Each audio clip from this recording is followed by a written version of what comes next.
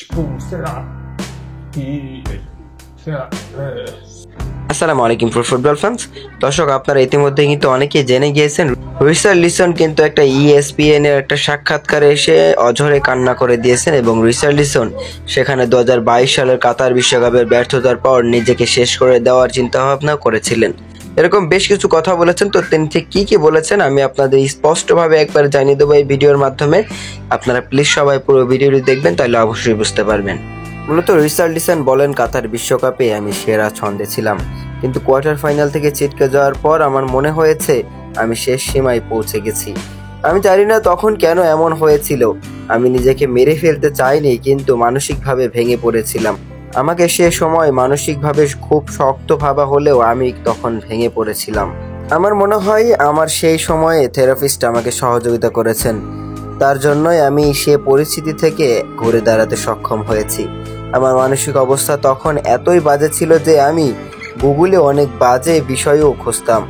থেরাপিস্টের অবদান অনেক, যদিও ডিপ্রেশন আমার কাছে একটা সময় কুসংস্কার ছিল, তবে আমি বিশ্বাস করি মনোবিদের সাহায্যে আমি আবারও ফুটবল জগতে ফিরতে পেরেছি।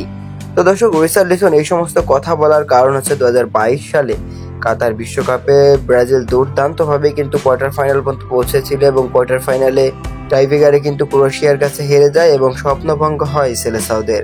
আর সে সময় কিন্তু ব্রাজিলের নাম্বার 9 জার্সি পরে খেলতেন রিচার্লিসন। ইভেন এখনো কিন্তু রিচার্লিসনের গায়ে ওই নাম্বার 9 জার্সিটা আছে।